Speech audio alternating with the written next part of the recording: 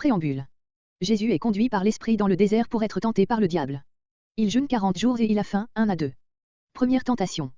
Le tentateur lui insinue un doute sur sa qualité de fils de Dieu, qui contraste avec sa triste situation et le pousse à prouver qu'il l'est en usant de sa puissance miraculeuse pour se procurer l'aliment nécessaire. Jésus lui oppose une parole de l'Écriture qui exprime sa pleine confiance en Dieu et son désir de lui obéir absolument, 3 à 4. Seconde tentation. Le diable le transportant dans la ville sainte, au haut du temple, l'invite à se précipiter dans le vide pour montrer sa confiance illimitée en Dieu. Il lui cite une parole de l'Écriture qui semble justifier une telle confiance. Jésus répond qu'il est aussi écrit, « Tu ne tenteras point Dieu » 5 à 7. Troisième tentation. Le diable le transportant sur une haute montagne et lui montrant tous les royaumes du monde et leur gloire, lui offre la domination universelle, s'il consent à lui rendre hommage. Jésus chasse Satan de sa présence, en lui citant cette parole, « Tu adoreras le Seigneur ton Dieu et tu le serviras lui seul ». Le diable le laisse et des anges le servent, août 2011. Verset 1. Chapitre 4 La tentation de Jésus-Christ. Verset 1 à 11 La tentation de Jésus. Comparez Marc 1.12-13, Luc 4.1-13. Ce récit, auquel passe l'évangéliste par cette simple particule alors, est la suite immédiate de celui qui précède. La tentation succède au baptême. Luc 4.1, note, met expressément ces deux faits en un rapport intime, dont la signification profonde n'échappera à aucun de ceux qui ont quelque expérience des choses spirituelles. Jésus, rempli du Saint-Esprit, est emmené par cet esprit au désert, pour se préparer dans la solitude, par la méditation, la prière et surtout par la tentation à l'œuvre qu'il allait entreprendre. Tout homme de Dieu destiné à de grandes choses a besoin d'une telle préparation.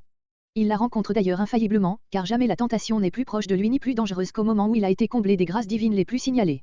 Si Dieu permet qu'il en soit ainsi pour tous, il le voulut pour son Fils bien-aimé, parce que cela était nécessaire, voir verset 3, note.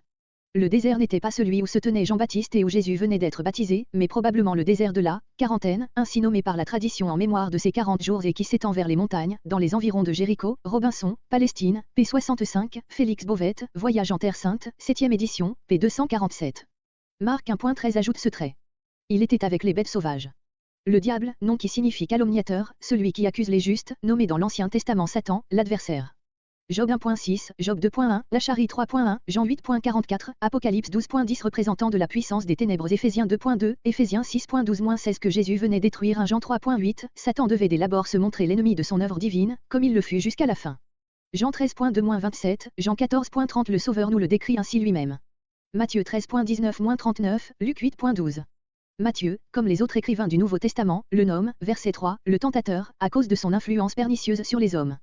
L'existence personnelle de cet ennemi de Dieu et de son règne n'est point un fait qui tienne à l'essence du christianisme, mais ce fait occupe dans les révélations divines une place tellement évidente, qu'il faut, pour le nier en même temps l'autorité de ces révélations. Ce fait n'a d'ailleurs absolument rien de contraire à la raison. Dès qu'on ne borne pas la création au monde matériel, qu'on admet l'existence d'êtres spirituels, il est arbitraire de nier la possibilité pour eux de tomber dans la révolte et dans le mal. Or, un esprit déchu de Dieu devient naturellement un être méchant, un ennemi, un tentateur.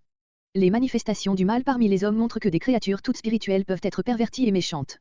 L'existence et l'action de Satan ne s'affirment que trop dans quelques-unes des expériences intimes les plus redoutables des chrétiens. Verset 2.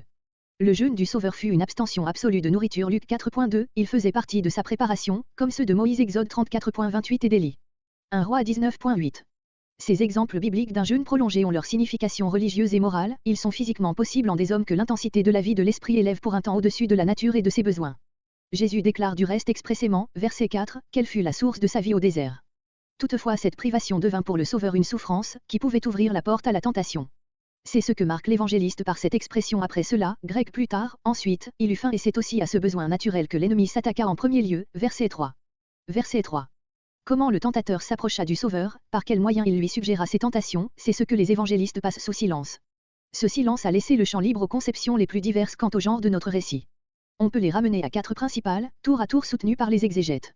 Les uns ont vu dans notre récit un fait historique, qu'ils reçoivent avec tous ses détails dans son sens littéral et extérieur, y compris une apparition visible du démon. On ne peut nier que cette manière de voir ne soit, au premier abord, la plus conforme à l'idée que les évangélistes paraissent avoir eue du fait qu'ils racontent. À la réflexion cependant ce sens littéral devient pour le moins douteux. Une scène magique se déroulerait sous nos yeux, Jésus serait transporté à travers les airs sur le faîte du temple, ce serait aussi peu conforme aux tentations ordinaires du démon que peu digne du Sauveur. La troisième tentation serait plus impossible encore que cette seconde, puisqu'elle supposerait une montagne d'où puissent être vus tous les royaumes du monde et leur gloire. Cette explication n'est pas d'ailleurs nécessaire à la réalité de la tentation, voir la note suivante. D'autres pensent que Jésus aurait raconté à ses disciples cette profonde expérience de sa vie comme une parabole destinée à les mettre en garde contre les tentations de l'adversaire et que les évangélistes auraient rendu ce récit sous la forme historique dont nous le trouvons revêtu. Rien dans les enseignements du Sauveur ni dans les récits évangéliques n'autorise cette supposition. Quand Jésus a proposé à ses disciples des paraboles, ils ont très bien su les saisir et les rendre sous forme de paraboles. D'autres encore, admettant l'idée de notre récit telle qu'elle est brièvement énoncée par Marc 1.12-13, ont vu dans sa forme actuelle un mythe qui aurait été développé ainsi par la tradition apostolique. Cette opinion est en contradiction avec le caractère historique de nos évangiles. On a supposé enfin que toute cette histoire de la tentation, avec sa tragique réalité, s'est passée dans l'âme du Sauveur et qu'elle fut, au début de son ministère, un combat spirituel et moral avec le prince des ténèbres, correspondant à la lutte redoutable de Gethsémanée qui en marqua la fin. La forme du récit, en harmonie avec le génie de l'Orient, qui aime à dramatiser les faits du monde spirituel, n'est point inconciliable avec cette vue du sujet. Elle se rapproche évidemment de l'histoire de la tentation en Éden, dont elle est la contrepartie et n'est pas sans analogie avec le début du livre de Job. Au reste, ce qui importe, ce n'est pas le caractère du récit, mais bien le fait intérieur et moral de la tentation qu'il s'agit pour nous de saisir dans sa sérieuse et profonde réalité, comparé Jules Bovon, Théologie du Nouveau Testament, I.P. 233 et suivante. Dieu venait de déclarer Jésus, son Fils bien-aimé, Matthieu 3.17, le Sauveur lui-même avait pleine conscience de cette dignité. Le moindre doute à cet égard aurait brisé la force nécessaire à la lutte dans laquelle il entrait et qui ne devait finir qu'avec sa vie. Le tentateur cherche précisément à lui insinuer ce doute, si tu es fils de Dieu. Comparez verset 6. C'est le premier mot de la tentation en Éden. Quoi, Dieu aurait-il dit? Ce doute pouvait paraître fondé dans la situation. Quoi? Le Fils de Dieu, le Messie, exposé à la faim, aux privations, aux souffrances. Si tu l'es en effet, prouve-le à toi-même et à ton peuple par des prodiges qui servent à ta délivrance et à ta gloire. Là était la tentation, faire usage de sa puissance miraculeuse pour échapper à la souffrance de la faim, et, en obéissant à Satan, sortir avec ostentation de l'épreuve. Et il ne faut pas oublier que l'idée présentée à Jésus par le démon était universellement répandue dans le peuple et que maintes fois déjà elle pouvait s'être offerte à lui par la bouche de ses contemporains. Israël attendait un Messie puissant et glorieux, qui rétablirait la nation dans son ancienne splendeur terrestre, en l'affranchissant du joug de l'étranger. Jésus adoptera-t-il cette pensée si propre à séduire le patriotisme d'un Israélite? Ou bien entrera-t-il dans la longue carrière d'humiliations et de souffrances dont le terme sera la croix, pour ne régner que par la vérité Jean 18.37 et pour accomplir la rédemption morale du monde? Telle était la question qui constituait pour lui la plus redoutable tentation. Cette question est au fond la même qui se pose devant la conscience de tout homme. D'une part l'Évangile lui dit, renonce à tout et à toi-même, prends ta croix et suis Jésus dans la voie de pauvreté, pour régner avec lui. D'autre part le monde l'invite à chercher la satisfaction de ses besoins naturels, de ses désirs égoïstes, à vivre pour soi-même, il faut choisir. Et ce choix à faire, pour le disciple comme pour le maître, se représente à chaque pas dans la vie, il faut vaincre par l'obéissance et le sacrifice de soi-même et pour cela avoir recours à une force qui n'est pas de la terre, verset 4. Mais ici se présente une question dont la solution emporte tout le sens de cette histoire, Jésus était-il réellement accessible à cette tentation? En d'autres termes, aurait-il été possible qu'il y succomba? Si, méconnaissant la réalité de son humanité, on répond négativement, si, avec Calvin, on déclare que les dards de Satan ne le pouvaient navrer ni blesser, c'est-à-dire qu'il était inaccessible au péché, notre récit tout entier n'est plus qu'une fiction peu digne de l'Évangile et Jésus cesse d'être notre libérateur aussi bien que notre modèle dans son combat et sa victoire. Non, tout est réalité dans sa vie humaine, il a été tenté comme nous en toutes choses. Hébreux 4.15 Second Adam, chef et représentant de notre humanité, il a livré tous nos combats contre le péché et la puissance des ténèbres, pour lui-même d'abord et pour nous ensuite. S'il eût succombé, son œuvre eût été perdue, c'est parce qu'il a été consommé, qu'il a détruit les œuvres du diable, et qu'il est devenu l'auteur d'un salut éternel pour tous ceux qui lui obéissent. Hébreux 5.9, comparez Matthieu 3.13, note. Verset 4. Grec, de toute parole sortant de la bouche de Dieu, Deutéronome 8.3, cité d'après les Septante. Ces mots sont admirablement choisis, puisque c'est à Israël nourri de la manne au désert qu'ils sont adressés. Il t'a humilié, il t'a fait avoir faim, mais il t'a nourri de manne, afin de te faire connaître que l'homme ne vivra pas de pain seulement, mais que l'homme vivra de tout ce qui sort de la bouche de Jéhovah. Tel est le sens littéral de l'hébreu.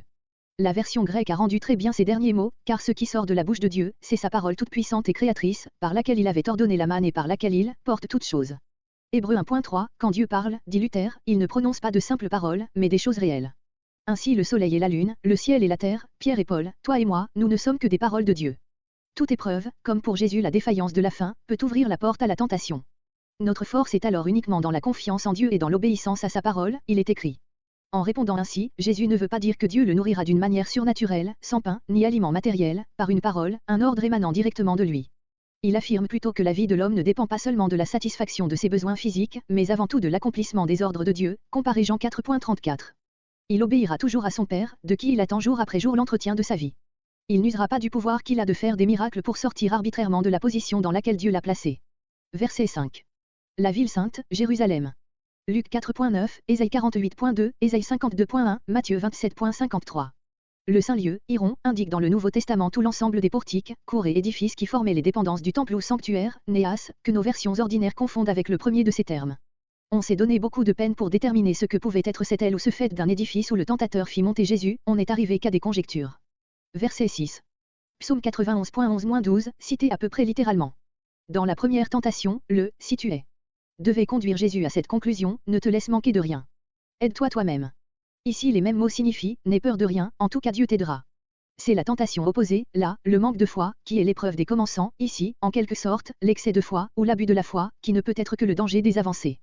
Précisément parce que cette suggestion fait appel à la foi, Satan l'appuie d'une promesse divine. Il avait remarqué que 2 fois Jésus lui avait opposé comme un bouclier une parole scripturaire, il essaie à son tour de se servir de la même arme. Godet. Beaucoup d'interprètes pensent que Satan incitait Jésus à accomplir un miracle d'apparat qui les fait reconnaître comme Messie par la multitude enthousiasmée, mais notre récit n'indique pas ce but et ne nous montre pas la foule spectatrice du miracle. Verset 7. Deutéronome 6.16, cité d'après les Septante, l'Hébreu porte, vous ne tenterez point Jéhovah votre Dieu, comme vous l'avez tenté en Massa. Tenter Dieu, dans cette première application, c'était murmurer contre lui et ses dispensations, c'était aussi exiger de lui des manifestations extraordinaires de sa puissance et de sa bonté. Exode 17.2-7, comparé Psaume 95.9, 1 Corinthiens 10.9.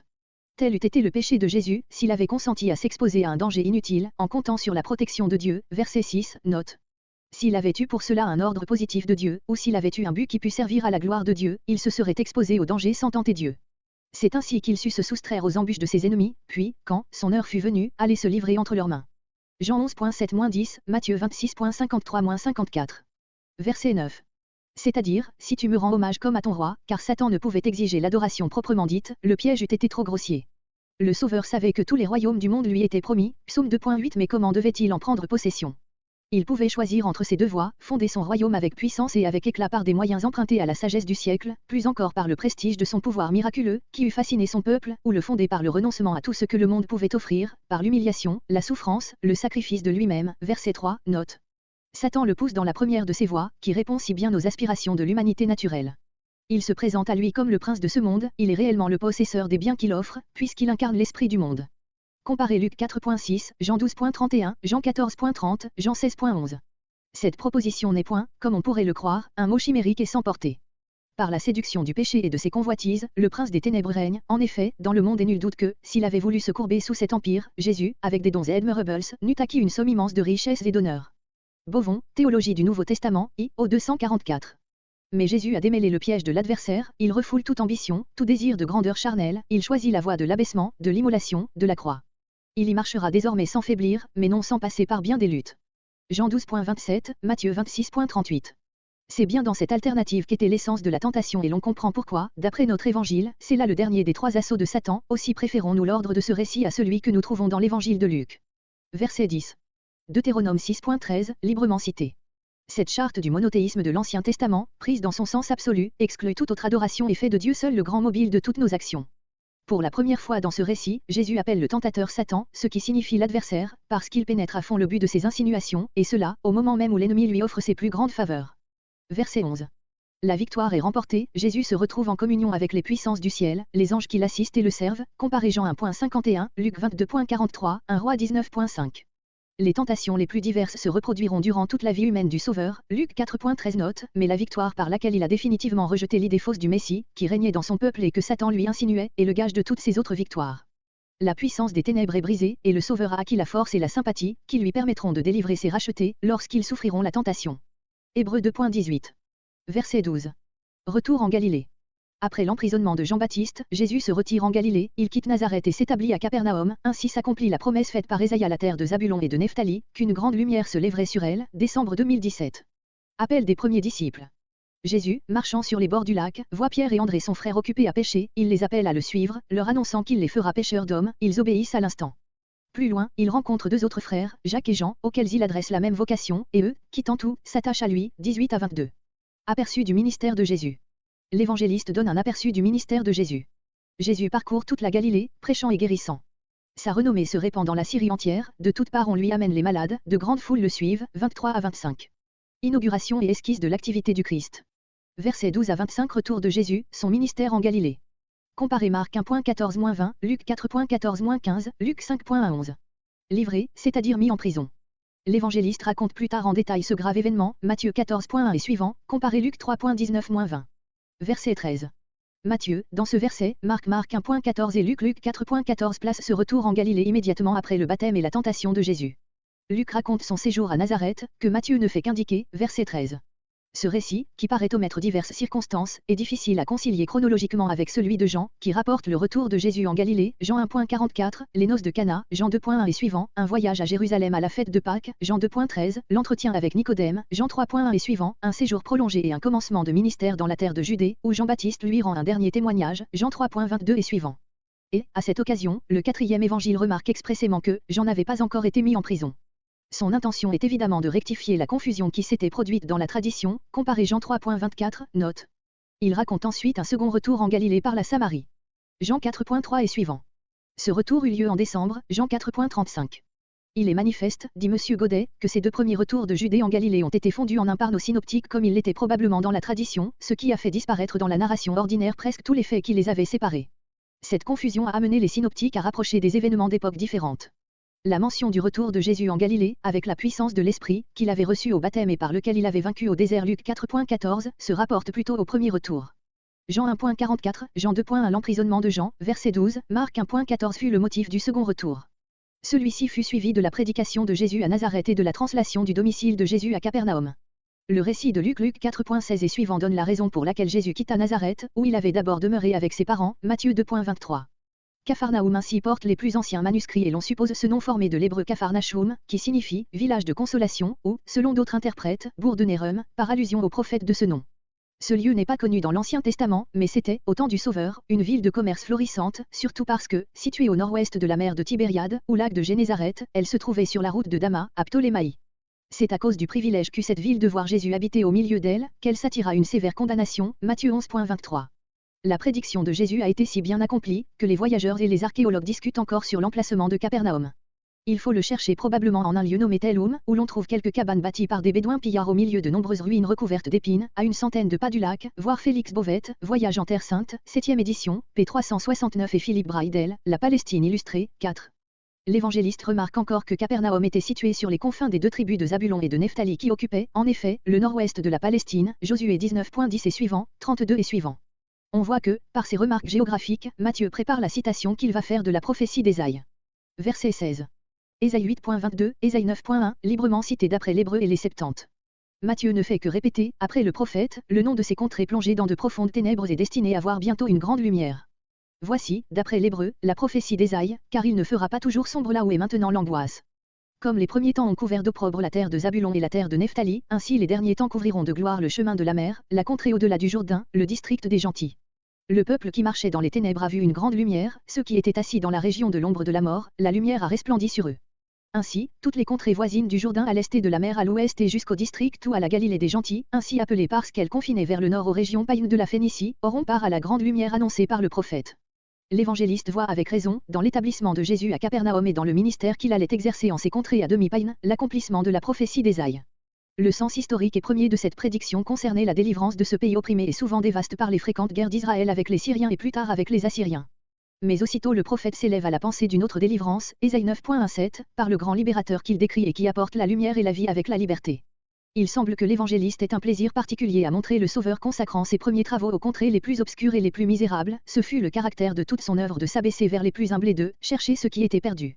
Quelques versions françaises, celles de Rillet, de Edmond Stapfer, de Pauvevet, d'Osterwald et Révisé et de Lausanne, rendent par invocatif les premiers mots de ce passage, terre de Zabulon, terre de Nephtali. L'absence de l'article ne l'exige point et l'ensemble de la construction, aussi bien que le texte d'Ésaïe, montre que ces noms propres sont au nominatif. Ces mots, sur le chemin de la mer ne doivent pas s'appliquer à la mer de Tibériade, mais ils rappellent que la grande route des caravanes qui se rendent de Damas et de Palmyre à la côte de la Méditerranée coupe, dans son extrémité septentrionale, le bassin du lac de Génézareth. On peut s'imaginer quelle devait être la prospérité d'une contrée si privilégiée et l'on ne s'étonnera pas trop de l'immense population qui paraît y avoir été accumulée du temps de la domination des Romains. Lorsque Jésus, repoussé par ses concitoyens, quitta Nazareth et vint fixer son séjour près du lac de Tibériade, ce ne fut point, on peut le croire, le charme de cette nature, les délices de ce climat qui l'attirèrent sur ce rivage. Le Fils de l'homme venait chercher et sauver ce qui était perdu. Ce qui l'attirait sans doute, c'étaient ces grandes populations actives et industrieuses, mais absorbées dans les intérêts grossiers de la terre, c'étaient ces foules misérables et errantes comme des brebis qui n'ont point de berger et pour lesquelles il était saisi de compassion. Félix Bovette, Voyage en Terre Sainte, 7e édition, page 353. Ce terme, l'ombre de la mort, est l'expression à la fois énergique et poétique des ténèbres les plus profondes, telles que celles qui règnent dans la mort. Psaume 23.4, Job 3.5, Job 10.21. Verset 17. Même parole que celles dans lesquelles Jean-Baptiste résumait toute sa prédication, Matthieu 3.2, note. Jésus lui-même ne pouvait avoir accès dans les âmes qu'en réveillant d'abord en elles le sentiment du péché et le besoin de la délivrance. Verset 18.